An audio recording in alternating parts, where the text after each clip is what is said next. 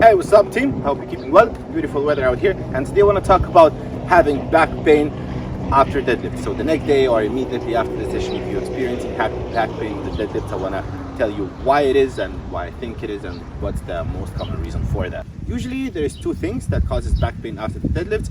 It's either inability to hinge properly, make a hip hinge at hip level, or your weakness into the glutes and hamstrings, but usually they co-interact with each other. So let's start with a hip hinge. So what is hinge? Hinge is one of the most essential human body movements that there is. A perfect example of a hip hinge would be kettlebell swings, Romanian deadlifts, straight arm deadlifts, squats, especially low bar squats. All these movements would be perfect example for a hip hinge. In my opinion, every programming, no matter what your goal is, it should include 5 basic essential movements, which would be lunge, hip hinge, squat, push, pull. And if you are experiencing lower back pain after any of these movements, usually what happens is that your bending patterns are incorrect and your body just doesn't know how to correctly hip hinge. So if you are a beginner or someone who's been lifting but experiencing pain, I would suggest that you kind of reassess your bending pattern. And I'm going to show you a very simple test that I do with my clients when I check their bending patterns if they complain that they experience,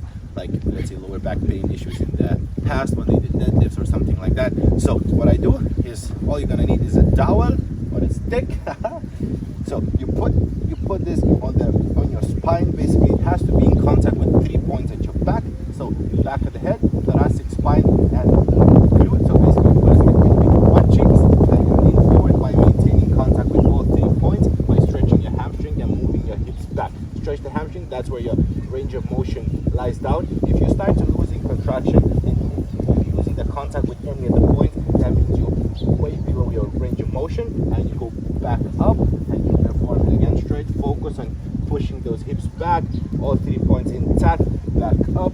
So if you perform this for, like, let's say 3 sets of 15 reps, that will give an idea for your body where it should be. It will force into the position of the hinge of where it technically mechanically should be. When you put someone that like experienced lower back pain in the past, is that straight away on the bending they lose contact with either your head or either the hips, and they start bending from here. If you do this little test and you see that you keep losing the contact with any of the points on your back, you need to work on your bending patterns, remove the weight, start working on the exercises, let's say kettlebell swing or deadlifts or Romanian deadlifts with a very low weight. If you bending your back, so for example, when you put the test, if your lower back is kind of bending, so basically it is due to the weak glutes and hamstrings. And usually people think that when you arch your back here because they have weak rectors, weak lower back muscles, and this is completely untrue.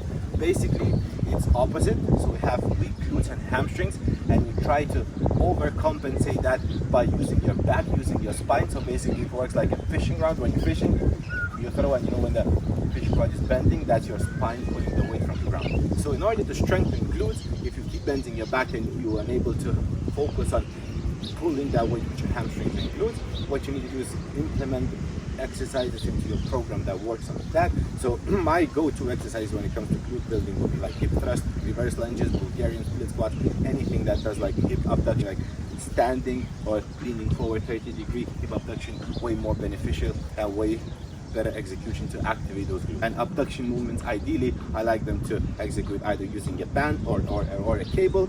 This way you activate and you get the most out of the movement. So if you're experiencing lower back pain during hitch movements, deload the bar, work on your glutes, work on your hinge, start increasing the weight back again gradually, move up towards where you used to be. And trust me, if you do it right with correct technique, you will surpass all your goals pain-free in no time. Any health and fitness related questions, DM me, send me a message, send me an email anytime. I'm more than happy to help anyone.